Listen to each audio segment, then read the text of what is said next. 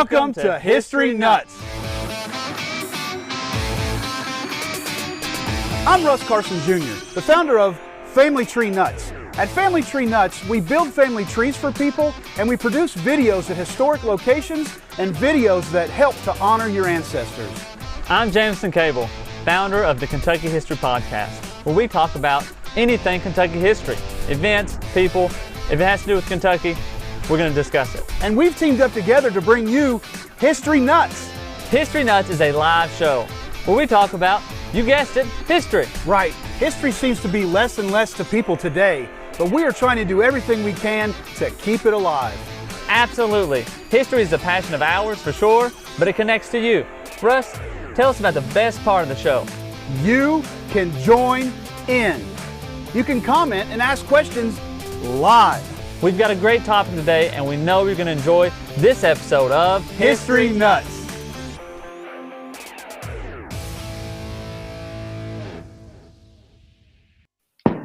We are live. We are live. What's up, my buddy? We're live, man. Running in hot, right? Did you make the dig? You got the serve? I said, did you make the dig? Got the serve? Oh, yeah. I'm beating feet from a volleyball game. My daughter's a coach now. She was a heck of a player, played in college, and this is her first year coaching. So that's what I've been doing. I beat feet here, but I'm very prepared for this. Well, good. Yes, you have you know about George Madison a bunch. I mean, Madison County, right? All that stuff. Yeah, but the thing about it is, we're going to talk about this fellow tonight, George Madison, and he's a guy that I'm willing to say that most folks that are watching this, unless they looked it up because they saw that's who we were going to talk about, do not know about this guy. Oh yeah, he definitely flies under the radar. I mean, big really. time. And it's one of those guys that he has a heck of a story. He has a story that's bigger than a lot of the people that are the big names that people know in history. Uh-huh. So it's crazy that people don't know about him. Matter of fact, I think tomorrow I'm going to go visit his grave. Where he's buried at and stuff. So it's quite an interesting fella. So very much so. I guess we should get the preliminaries out of the way, right? yeah. Comment. Let us know where you're watching from. Like, subscribe to this YouTube channels. And is that about it? Subscribe to you. I want to say this too. A lot of people think they have to see this show live because it's a live show, but you can watch this, 7 years from now kind of thing. It's out there. So the advantage of being live is that you can comment and stuff. So yeah, make sure you comment. Let us know where you're watching from. I see Gail says hello. Patty's saying hello from Indiana. Chris, our dedicated guy out there in Camarillo, California. We're going to have to do some stuff with you, Chris, about California out there. But are you a California fan, Jameson? Well, I've never been, so I can't really, I've never been. I lived there for a year in the middle of the daggone desert, man. Oh, man. I've been married a quarter century, and my wife said that year we lived out there in the desert, I almost left you. And I'm like, whoa. California sucks, man. But, sorry about that, Chris. But Ancestor Stalker says hello from Illinois. Melissa from Indiana. Lynn from Missouri. Jason says hello from Gettysburg. Yep. Yeah. We got them all over the place. Yeah, we've got a guy that's getting ready to start shooting some videos from Family Tree Nuts that was at Gettysburg yesterday. Cool. Hey, one question though, before we get into it too much, I did want to shout out the UK football team, 2-0. Big Blue Nation. Yeah, they got a pretty good squad. They won by 7, but it felt like they won by 3 or 4 touchdowns, didn't it? So 2-0, yeah. You're going to see that my Buckeyes are won by my Buckeyes squad. Is that the end of? Is that the rest of the story? That was my end game. Yes. Yeah. Well, today I talked to the coach of Wisconsin. We're headed up for a official visit up in Wisconsin. Cool. Wow, that's all awesome. Scheduled. You see the itinerary. So anyway, we better stick back to this. Yeah. We'll be here for an hour or two. Michael says hello from my computer. So, and Robbie's watching in Central Kentucky. Hey, buddy, me too. So now, and I'll go ahead. Well, Patty says the hello from Indiana, and she did not research prior to this time. All right, all fresh. So George Madison, I will correct myself. Madison County, Kentucky is not named after George Madison. It is named after James Madison. Who's James Madison? He's kind of a big important guy. Well, he's George Madison's cousin. Yeah, he's kind of big up there. So we'll get into that. President James Madison. Mm-hmm. Yeah. And that's not, it's funny because George Madison is such a guy that is so unknown. During the conversation between you and I, how many times did we bring up, we said James instead of George, Yeah. We're talking about James Madison. No, we're not. We're talking about George. George Madison. Oh, cuz. Yeah, Yeah, second cousin of James. George Madison, when was he born? When and where was he born? Who is this guy? So he was born in Virginia, right? Georgia boy born in Virginia, 1763. Yeah, Augusta County, which is now Rockbridge County. Yeah. Are you there? I'm here. I had an interruption. Oh, yeah. They're in Rockbridge County, and then that's not Rockbridge from Blazing Saddles, if you know about that, but there's a peaceful town called Rockridge, but Rockbridge County, Virginia. We're all over the place tonight, aren't we?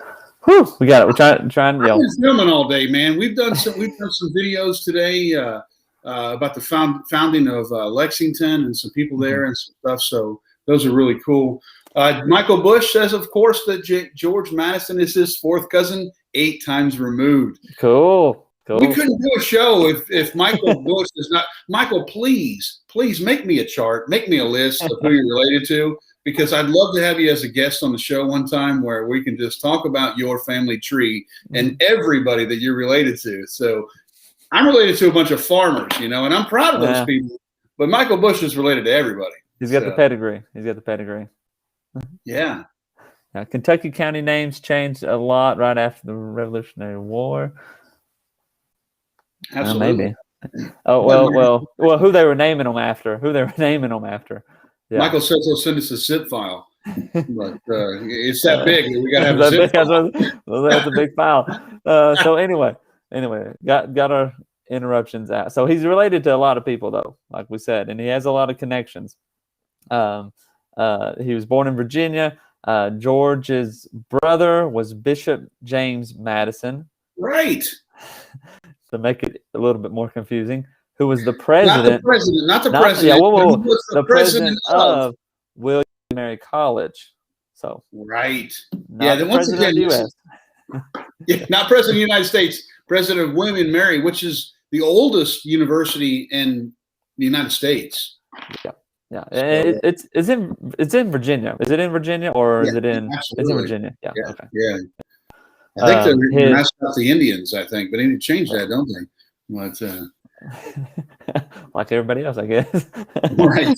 So another brother was a captain in the Revolutionary War. Mm-hmm. Mm-hmm. But we know, and this is what's cool about this fella, because this guy had a huge life. I mean, he became the governor of Kentucky, for goodness sake. But he enlisted in the Revolution as a private, kind of thing. He was motivated to. He wasn't. We talk about a lot of people that that were colonels, majors, generals, all that kind of stuff, big time leaders. He enlisted as a private. He came in at the bottom. And matter of fact, he lied about his age in order to enlist, because I think he's born in 1763. 63. Yep. 1763, so he's too young to enlist, but he enlists anyway. So right off the bat, he's got my respect, because he came in as a bottom line private and served in the Revolution and performed his duties well. But we know that, like so many other people that served in the Revolution, he migrates to Kentucky. Yeah, buddy. By 1784, I think we know he lived here. Yep, 1784, he comes to Kentucky and settles his roots, like so many vets. And we find records from Lincoln County. You know anybody lives in Lincoln County? Oh yeah, I know quite a few. I mean, Benjamin Logan. I mean, we could go on. We probably don't need to go through all those. But Jameson Cable. oh yeah, myself. Yeah. Really cool. That's where he moves originally, but Kentucky is just a peaceful spot during that time when he moved here during the 1780s. It's a peaceful place. So peaceful. Nothing going on except for constant violence and battle. Yeah, it was not a peaceful place. There's Native American attacks constantly. There was also the whole British. I don't mean the War of 1812. But I mean, there's just it's basically a war with Native Americans constantly, settling the frontier nonstop. Native American attacks. Native American attacks on the individual, not like huge wars and battles and such. And there was some of those, with the siege there at Fort Logan and Fort Boonesboro and Ruddles and on and on. But there was mainly massive Indian attacks on. I got to say Indians, man. It's hard to say Native Americans, hard to say indigenous people. I am sorry, guys. I apologize right from the beginning. I mean, I grew up, playing cowboys and Indians, but no disrespect to Native Americans, kind of thing, but mostly Shawnee attacks and driven by the British, kind of thing. So a lot of people will say that this was their land and things like that. Well, we can go in great detail about the Treaty at Stanwix and how nobody lived here and whose land was it really. That is not what I want to get into here, but constantly being attacked by Shawnee, stealing their horses, killing people, individual families and stuff like that. Brutal Indian attacks. And he just kind of sits by idly and lets that happen, doesn't he? No, man, he joined the Revolutionary War when he was like 14. He's not setting back into anything like that. So he jumps right into it. And that was one of the big things people in Kentucky kind of had. That was their biggest issue. They wanted help from Virginia, get us help, send help to kind of fend off these Native American attacks. And eventually that's kind of where they go. They actually get some help and, I guess you can say a little bit, not much, but it leads to bigger battles. They head up to the northwest in Indiana. Indiana. Yeah. Well, he joins up with the militia at this point, and he's under General St. Clair, and he partakes in the worst military defeat to this day of the United States military. Mm-hmm. Do you know what the worst military defeat was? Where's the Battle of? You're talking about the one we're about to talk about, the one that he was involved in? Yeah, ready for that. Yeah. Yeah. The Battle of the Wabash, Oh yeah, the Wabash. Yeah, General St. Clair raised up an army. He had about a little around 2,000 men. Yeah. And I think he, I forget exactly how many regulars he had. And this is a battle that statistics really matter in this, because the statistics in this battle is absolutely insane. Mm-hmm. In history, we often read dates, we often read time periods, and we often read numbers, but we don't really think about that. Let me tell you, dude, this was horrible. This was a horrible time for American troops. General St. Clair started off with about 2,000 men. They did not get their proper supplies. They left from Fort Washington, which was or Fort Harmer, I think. They're right there in Marietta, Ohio, and they start to march to engage the Native Americans. And 400 or so of the militia says, "This is not for me. I'm going to the freaking house." And they left. They abandoned them. You got General St. Clair. Yeah, he sent his best regiment to say, "Hey, go get those guys. Go rally them up." So now he's lost them. So now he's down to about 920 men, I think, including and then also to about another. They think anywhere from 100 to 200 followers, like like families and ladies that do washing and things. This matters. This matters how many of those that were there. And they meet the enemy led by Chief Blue Jacket, who is a renegade, white man Indian, and also, well, there's speculation that he might not have been a white guy, but anyway, and Chief Little Turtle. And the battle is a complete disaster. What happened there?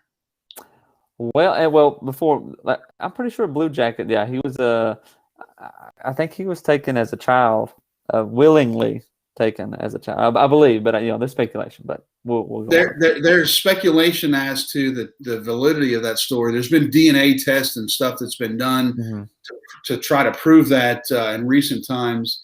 They think maybe that some of that stuff is of legend. They think he's Marmaduke Van Sweringen, and he gave up himself willingly to save his brother's life, who he later on kills 20 years later. But that's some of Alan Ecker's legend of, yeah. That's what I'm getting that from. But yeah. But what about Little Turtle? I mean, is there any connection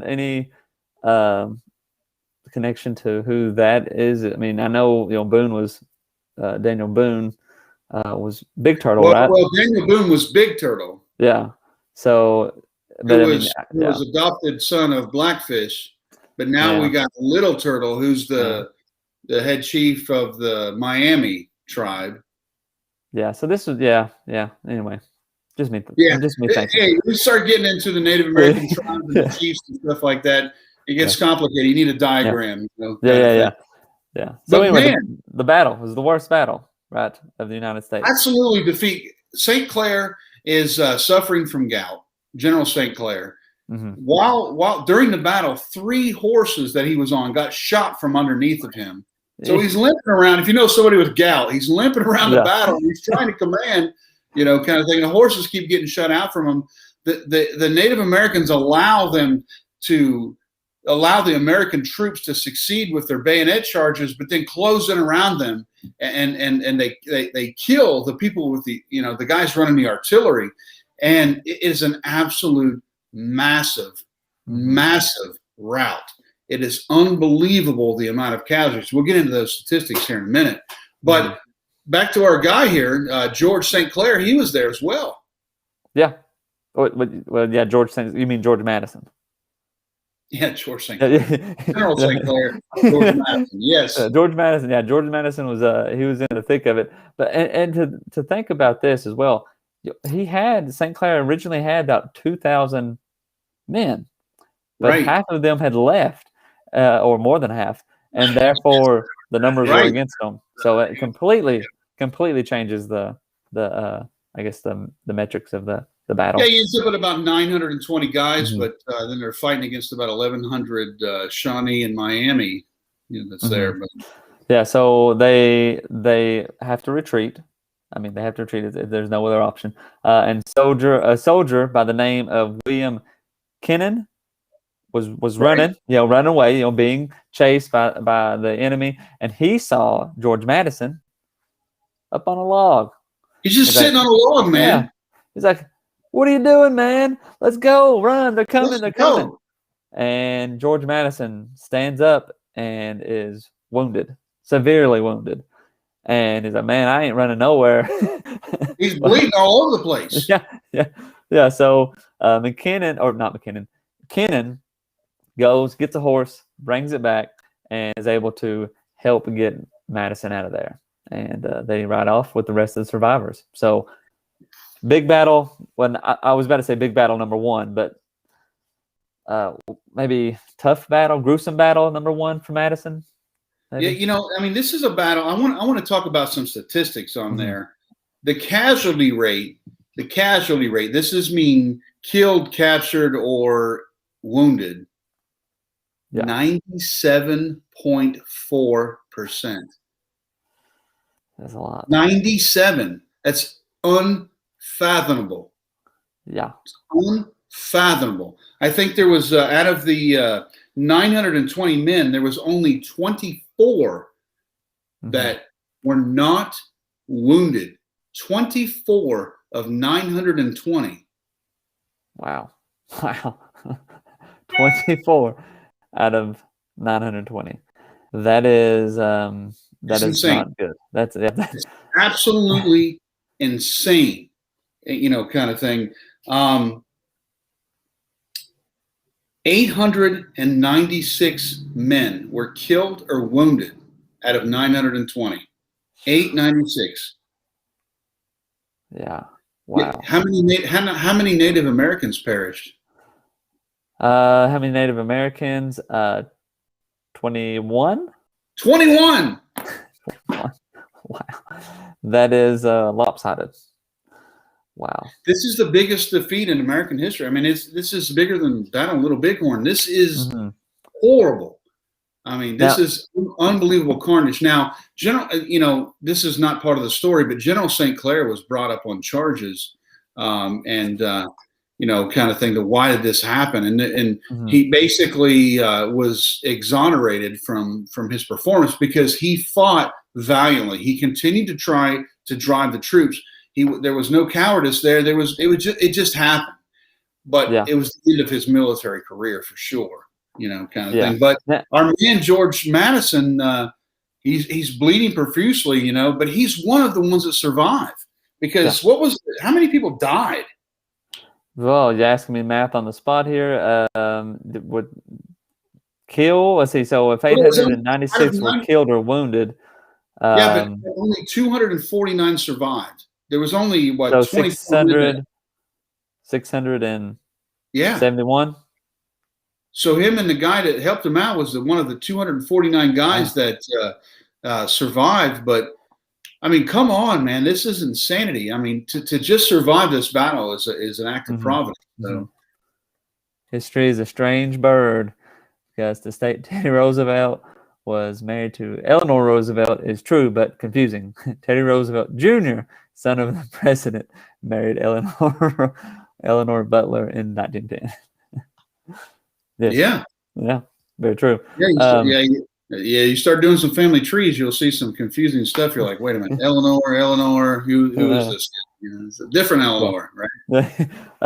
So pretty daunting little event. And now, when you say it's the worst, I mean, there's no other battle that the United States has been in that has lost that many troops or that percentage of troops. Well, the percentage right there. I mean, you talk about the battle, Little Bighorn and stuff like that, but there were survivors that were involved in the battle, not right there and under Custer, but there were survivors. It is a massive defeat. I mean, it is, and never again do the Native Americans have such overwhelmingly success right there. Yeah. But every time the Native Americans have success like that, they pay for it big time. They pay for it big time. So, and then just after the battle, just a year later, he's still fighting. What's the story with that?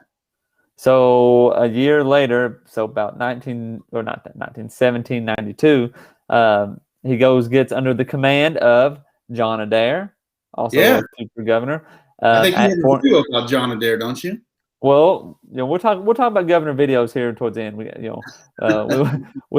won't derail at the moment, but he goes to Fort St. Clair and actually gets in another big kind of battle. But it's a surprise attack by Chief Little Turtle. Fort St. Clair's right there, a little bit further south of where the Battle of the Wabash was. It's right there on the border of Indiana and Ohio, right there. Yeah, Adair tells Madison to take his men, flank the Native Americans, but it's an unsuccessful attack, and he has to, or he is again wounded again. So it's the second big battle. Wounded. Yeah. And him and his men have to fall back to safety inside the fort. So another. But now, I mean, he's a coward, right? He's just a. He's just a. He doesn't perform his duties in a wonderful manner, does he? He's a coward, isn't he? I wouldn't see it that way. I mean, you can't help it that he was following orders. He's following orders. That's nothing cowardly about that. You can't help it the orders did not succeed. Right. I mean, he didn't succeed there. He had basically failure on his flanking maneuvers that his men were defeated there. But But I think Major Adair wrote to General Wilkinson. Yeah, says, hey man, this guy's as brave as they get. He Yeah. deserves a promotion, right? Absolutely. You can't blame him. I mean, goodness sakes, his guts weren't spilling out. I was gonna say his guts are spilling out in one battle. He gets wounded in another, and he keeps on signing up. Man, he's a trooper. Yeah, he's a good soldier. I think the exact thing that he wrote was he said Madison's bravery and conduce need no comment. They are well known. There you go. Yeah. And I think that statement right there sums up George Madison. But say it sounds like he's gonna get pretty popular with people. I mean, if it's well known, his bravery needs no comment. Yeah. They are well known. I mean, I mean that's a heck of a statement. I think that that should be something. It's not written on his headstone. There's a nice story written on his headstone, but that's something that should be written, in my opinion. Mm-hmm.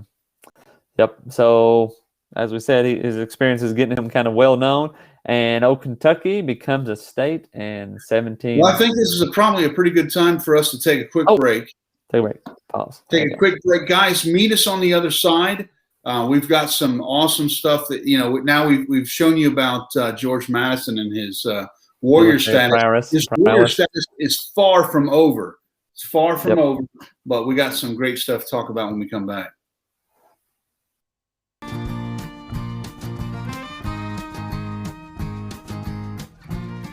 Benjamin Hardin was born February 29, 1784, in Westmoreland County, Pennsylvania.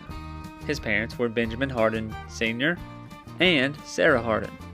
The family moved to Springfield, Kentucky when Benjamin was 4. He received a notable education for the time. He studied with tutors for his primary education. He studied law in Martin Hardin's office in Richmond. Martin was also his cousin. He also was taught by Felix Grundy in Bardstown. He started practicing law in 1806 in Elizabethtown.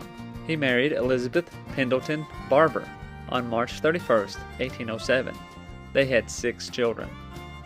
He moved to Bardstown in 1808 and lived there for the rest of his life. Hardin was a very successful lawyer for his time. He was a very good speaker and won many cases throughout his life. In 1839, he was paid $1,000 to work as a private prosecutor. In one case, the whole town and state saw a man by the name of Spencer as innocent of the killing of his stepson.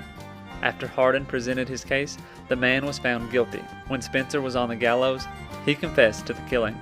He also won a notable Supreme Court case, Green versus Biddle. Hardin also had a successful political career. He was a representative in the Kentucky House of Representatives. He served 5 terms in the U.S. House of Representatives. In the state, he opposed dueling and the debtors' relief laws. Nationally, he opposed the expansion of federal government powers, including the Bank of the United States. He was also the Secretary of State in Kentucky.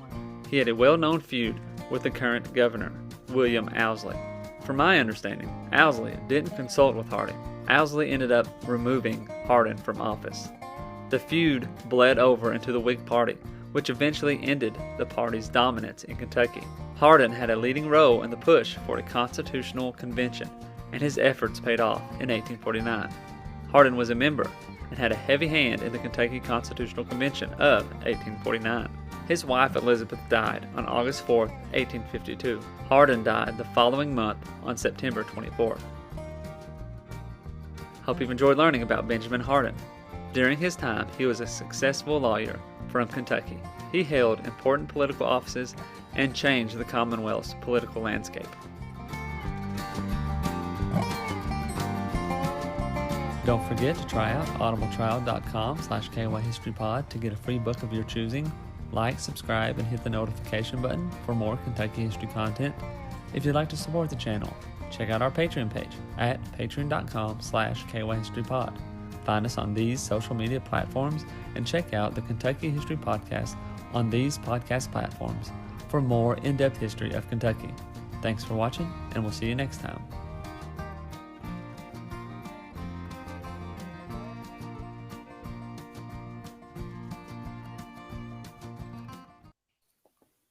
Hey, man, There we that's have it. interesting stuff, isn't it? Yeah, Benjamin Hardin, man. Benjamin Hardin. Another person that often overlooked. Well, Or yeah, goes it under the radar. definitely is. And before we delve into there, how do you find you've got hundreds of these videos, don't you?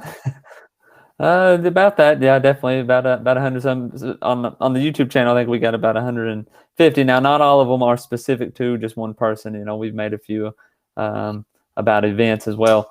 But yeah, that's kind of how it goes. There's quite a bit. How do I find these people? It's a good question. No.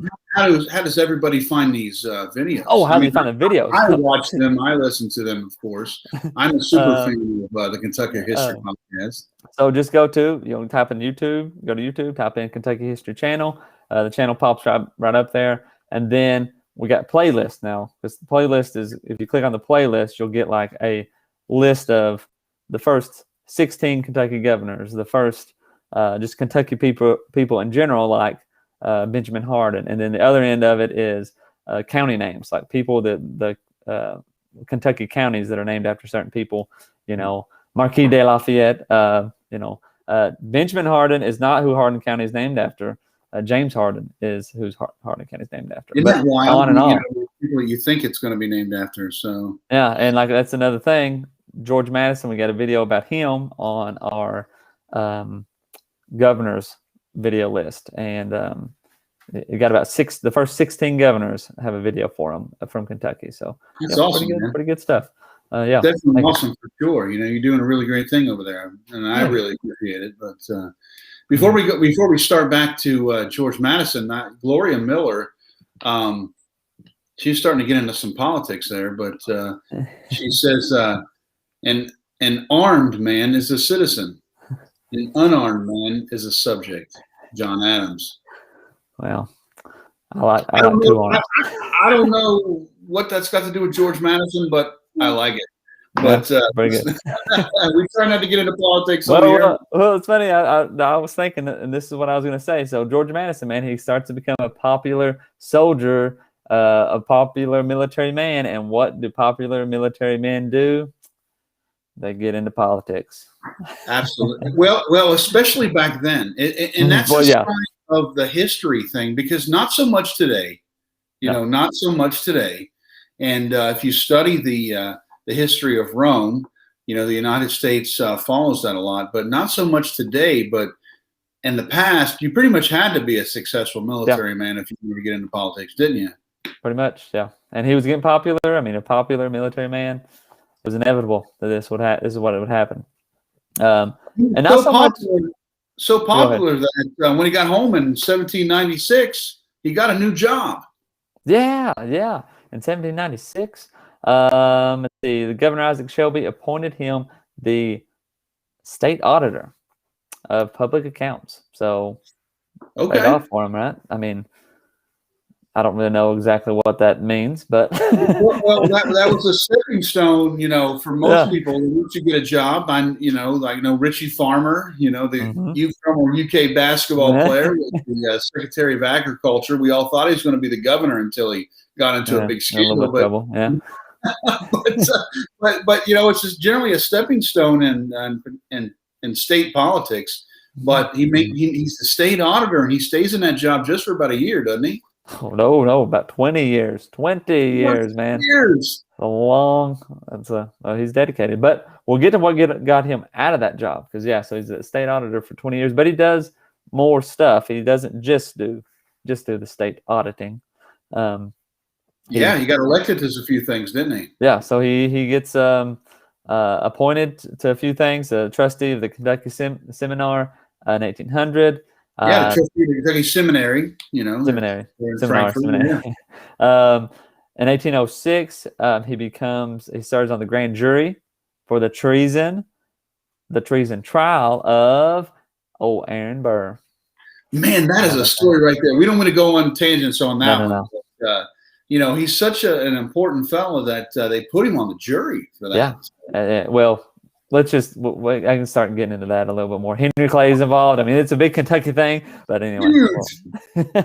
I mean, that, can you imagine the coverage on Facebook and CNN and Fox News of that stuff? Yeah. Oh man, right here in the center of Kentucky. Yeah, election absolutely. guy. Melissa Smith said that he got a pretty cozy position after soldier work. Yeah. Yeah, no doubt. Yeah, the state auditor, kind of thing. But Michael Bush, farmer from Clay County. Yeah. Yeah, that's him. That's the man.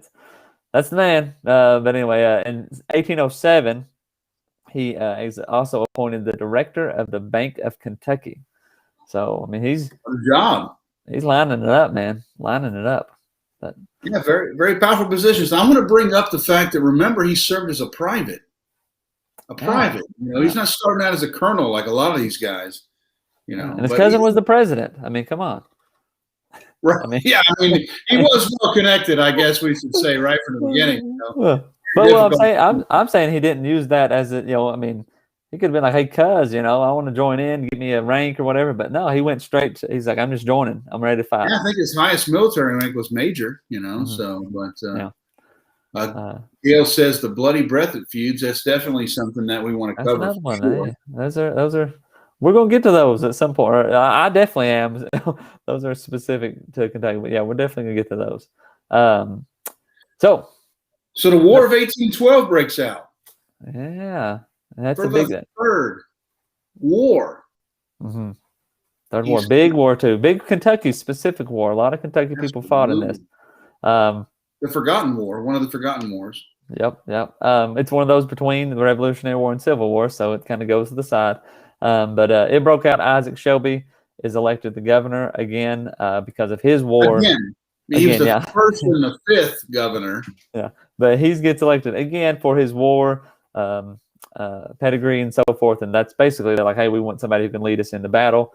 And he rallies up the troops, and George Madison, no hesitation, he hops in and joins. So absolutely, and he serves what is it? The First Kentucky Rifles, I think, right? Yes, and he's the second in command for the First Kentucky Rifle. He's moving up the chain of command. Yep. Moving up chain of command. Hey, before I forget, make sure you check out the video that you and I did about Isaac Shelby, because this is not a normal dude. No, what is he? Yeah. 62, 65 or something like that? Oh yeah, I mean he's old, and I mean he's he's pretty old. I mean he's getting up there. Leading our example for sure. Yeah. So he gets up and goes to one of the big battles, and I did a video on this on the Battle of River Raisin. He goes up and fights in this battle, and it is brutal. I mean, we talked about the previous battle. This battle is brutal, specifically to Kentucky. Yeah, the Battle of Frenchtown. Madison has about 400 troops, and they're in a battle. This is a big battle. Well, I guess it's not a big battle per se, but it's a very important battle. Yeah, that's probably the best way to say it. Of the end result of the battle. I mean, this is another travesty for sure. Yeah, so they're up there. They're fighting against the British and the Native Americans, and there's Madison has about 400 some troops. But they're out in the open. It's kind of similar to the other battle that just like they're just getting, not annihilated. Like the artillery bombardments are just they're out in the middle of the open. Frenchtown is a very small town. Their supplies were dwindling. They didn't have a lot of supplies. But anyway, a lot of things happen anyway. They lose the battle. They are surrendered. They surrender. Winchester is the man in charge of the battle. He gets captured and surrenders. General Winchester. Yeah, General Winchester. Now Madison, though, he does not surrender under the initial condition. They saw the flag go up, and they thought that the British had surrendered, and they thought they had won the daggone battle. But in reality, it was their own commanders. Flag going up. Yeah. So Proctor, the British General Proctor, says, "You better surrender right now, Madison." And he does, right? No, he says, no, hold on. We will only surrender if we get our troops are what would be called? Their lives are Native Americans. Yeah, they get protections. Yeah. What does that mean? Well, they weren't. They wanted guarantees, that they weren't going to just be handed over to the Native Americans or slaughtered or anything like that. They wanted protections, right? Well, I thought the Native Americans were just hanging out, defending their lands and things like that.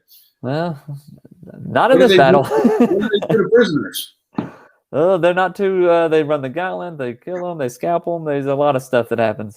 Absolutely. So he says, "Hey, I'm not going to surrender unless you can guarantee me, Proctor, British General Proctor, that you are going to protect my men. You're going to protect my men." And I think he said, his exact quote was, "My men will sell their lives as dearly as possible." Mm-hmm. My men will sell their lives as dearly as possible. That means, dude, I am going to fight you until the very end. That is how we're not surrendering, bro. Yeah. Thing. Basically, it's the ultimatum. We're going to fight, or you're going to guarantee. So General Proctor, the British General Proctor says, really, it would be senseless to lose the lives of all my men here, or many of my men. Mm-hmm. All right, okay, we will protect your troops. Yeah, but that is the plan. Proctor didn't really have enough men, though, to kind of handle all these prisoners. Yeah, and there's a lot of women. He had as many prisoners as many had of his own. yeah. How can he afford all these prisoners? Yeah, so he let some of them go. He let some of them go free. The enlisted, many of the enlisted guys, the non-commissioned officers, he says, hey guys, take off. You've got to go home. You got to give me your weapon, but you can go home. Let them go. And those do. But Madison and the other officers were sent to Fort Malden. Is that right? Malden. And then they were prisoners in Quebec as well. Malden's right there on Lake Erie, and then he sends them, the rest of the officers, the prison in Quebec. Yeah. But there was a lot of wounded soldiers. A lot of wounded. I mean, I think the numbers, the whole battle. I mean, there was hundreds, and a lot of these people were from Kentucky. A lot of these were Kentucky people, but a lot of them were left over, wounded. And then in the night, the Native Americans came in and first of all they raided the supplies of the Americans, which obviously they were coming from Kentucky, so they brought plenty of bourbon. They had gunpowder, they had rifle balls. They might have had a little bit of food, but I guarantee you that the Kentuckians had their native drink. Their native drink. So the Native Americans found that and got hammered. Yep. And then they ran through, killed, injured. It's just a massacre. I mean, they just killed everybody that was left. A lot of the people. There was one person, Bland Ballard. There may have been a few more, but Bland Ballard was one that was able to get away. But most of the people that were there were killed. There's 9 counties of people or soldiers who died during the whole Frenchtown and the massacre afterwards in Kentucky that are named after people from that event. This is something people don't know about, the massacre at the River Raisin. This is something that people don't want to talk about, kind of thing. Rough. And there is nobody. I'll be willing to say that there's very, very, very few people that lived during this time period that did not have blood on their hands. Mm-hmm. Nobody's innocent of this, but this is something that's been kind of swept under the rug of what happened. I mean, these were wounded troops that had surrendered, that were massacred by drunken Indians. Mm-hmm. Yep. Virgil McCracken County, Meade County, a whole bunch of them. Simpson County. I mean, there's 9. Bland Ballard is the only one. He's got Ballard County is named after him. He's the only one who survived, and he just was able to get away before it all happened, I believe. So. And there's plenty of times that the whites massacred men, women, and children, and did massive atrocities. Nobody did. Like I was saying a minute ago, nobody's hands are clean. That's right. That's right. And I wish that people would understand that. They talk about, we did this and we did that and the white people did this. Nobody's hands were clean. This was a horrible time. Right. But anyway, going back to George Mason. Yep. He's a prisoner, and he remains a prisoner for about a year. but he is eventually released with a prisoner exchange, and he heads back home to Kentucky. So yeah, resumes his role as the auditor and things. And that statement that he made, that he said that we will sell our lives dearly as possible, elevates him to rock star status in Kentucky. His popularity, I mean, and you think like Isaac Shelby was a very popular governor and won re-election very easily, but by this time, Madison his popularity is out the roof as well. I mean, but now his health is starting to fail. Those war battles, man, are getting to him. I mean, I don't know the extent of his injuries, but they're not good. They're bad. I mean, he's had rough. He's been fighting. I mean, he's been wounded. So he's feeling poorly, and he spent a year in prison, of course. And some of that had something to do with it too. But his health was failing dramatically. So his health was so bad that he resigns his position of state auditor after 20 years. Yes, but the public though, they love him. They love him. They want him. They want him to run for governor. They want him to be the governor. And crazy. I mean, this in modern day politics, this would never happen. But the craziness about it is that the person. I mean, he says, "Okay, I'll run for governor." But after everybody pressures him, right? Yeah, and he just wants to chill out the rest of his life. Yeah. And James Johnson was the person who was running against him, but he was so popular that James Johnson's like, you know what? I'm backing out. I don't even want to do that. I don't want to run against him. I want him to be governor, basically, How many times have you seen that? Yeah. Not one many. Guy, two guys are running. One guy's so popular, the other guy says, you know what? I'm out, bro. Because you are so popular. There's absolutely I'm wasting my time to run. Yeah. Things. So I mean, this guy, it was, he was just a state auditor, but it is said that he could have ran for any office that he wanted and got it. Yeah. But, they forced him to run for governor. I mean, kind of. And he runs and he wins. Unopposed. Unopposed. Yeah. That's probably what happened if you ran for governor, I guess. Probably. I mean, definitely for Kentucky. And, I mean, Everyone would just be like, I'm out. Yeah, let's give it to him. Yeah. I don't know.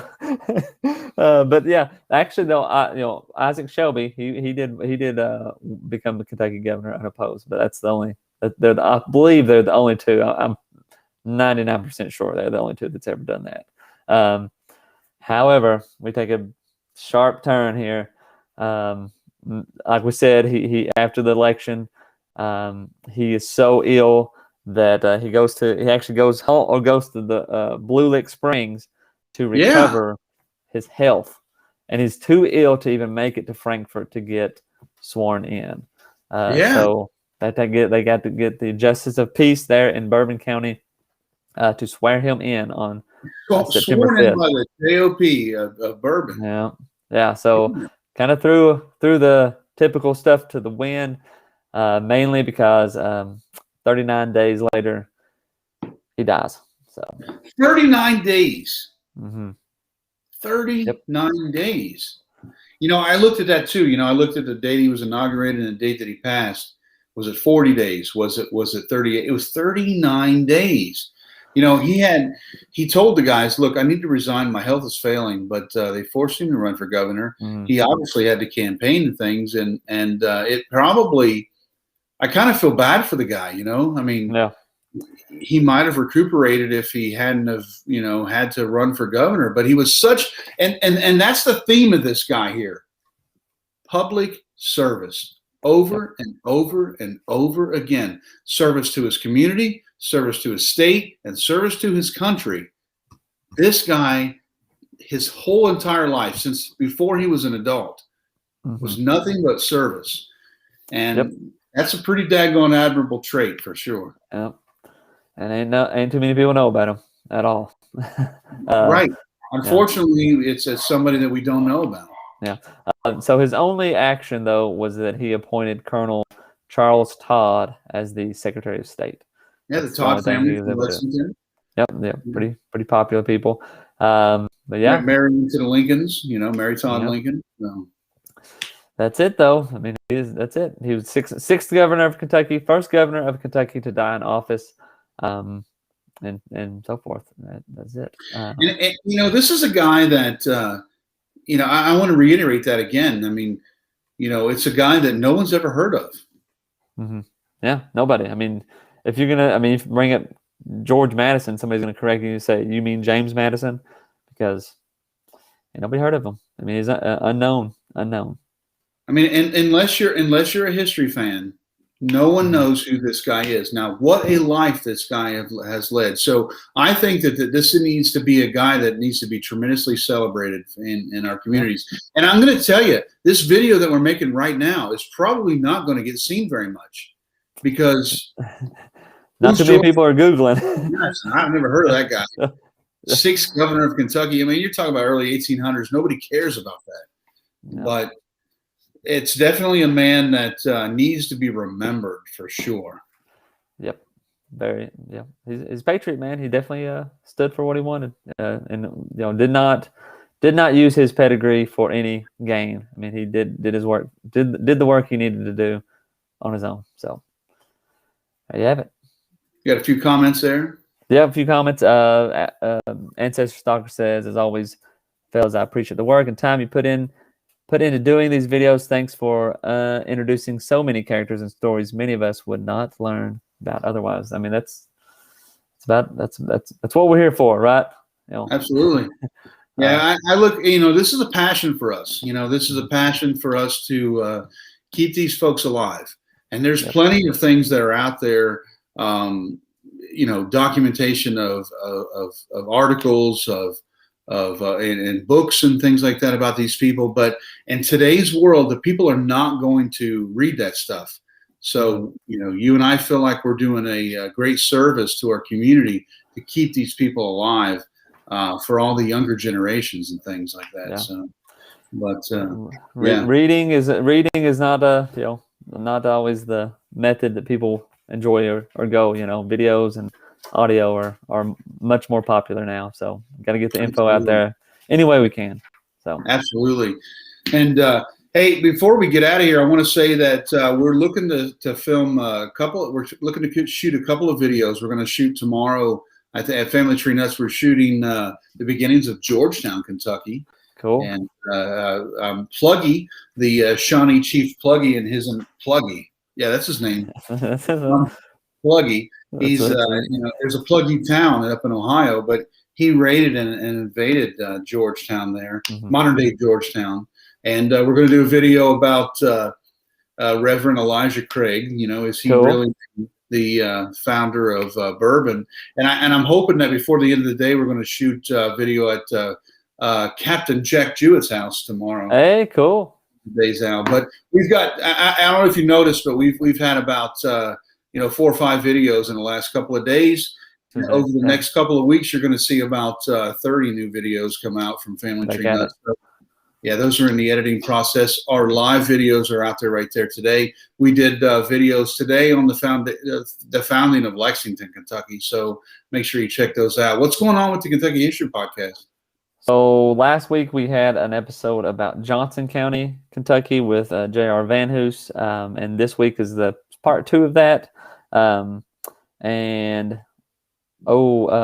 Monday, we got a few Sioux Monday episodes coming out too, and Pike County is coming up in October, I think. But yeah, got a lot of stuff coming out. Videos coming out as well. Some more about Bloody Monday, which is something we talked about here. Oh yeah, absolutely. Man, you're all over the map. Monday, Louisville, and he's also from down there south of Bowling Green. And, you're talking about Pike County. Man, you're all over the place. Let us know. By the way, let us know both at the Family Tree Nuts and the Kentucky History Podcast. Let us know what you'd like to see. I mean, there's a whole lot of stories. I had a client tell me the other day, I don't really care for these stories that everybody knows about. I want to know about the common man. Yeah. Oh, well, I'll tell you. Have you ever heard, and this is I've not got it prepared yet, but the Tobacco Wars? You know about the Tobacco Wars? Honestly, no. Oh, all right. I'll leave you there. Leave y'all hanging there. We'll be talking about it soon. Check it out, yeah. All right. Well, I guess we'll head off for now. Anything else you want to say about Governor James. I No, mean- I did it again. I did it again. Governor. George Madison. George Muhlenberg County. Madison. Somebody's got Muhlenberg County. Yep. Yeah, but George Madison. I mean, a good old Kentucky boy, man. People need to know about. Absolutely. Governor and everything. So For sure. Definitely somebody that needs to be remembered, without a doubt. Without a doubt. I guess we'll sign up for now. We'll see you next week, guys. And hey, remember, Family Tree Nuts. Let our nuts find the nuts in your family tree. At Family Tree Nuts, we make professional, historic videos all over the country and currently have videos in 25 states and even a few international. Let's face it, nobody wants to read anymore. As a matter of fact, nobody wants to even watch long videos, which is why I'm going to keep this real quick. Moving into the future, how are we going to educate the public on all the historic treasures that are found in every community? We have found the answer. Short, entertaining, and to-the-point videos with lots of shots and views that are relevant to the subject. These videos are shared on social media and are the fastest and least expensive way to educate the community on the history of your area. We have experience working with historical organizations as well as city or county tourism departments and Chamber of Commerce's to produce these videos for their use. Our clients are provided with copies of any video produced as well as online links to the videos that they can easily add to their websites. Let us document and produce videos of just a few or all the historic sites in your area. You will find our rates extremely affordable and well below the industry standard for media production. We are passionate about preserving and documenting as many historical sites as we can, and we would love to work with you. For more information, contact me directly at russ@familytreenuts.org or my personal phone at 859-314-1976. And remember, Family Tree Nuts, let our nuts find the nuts in your family tree.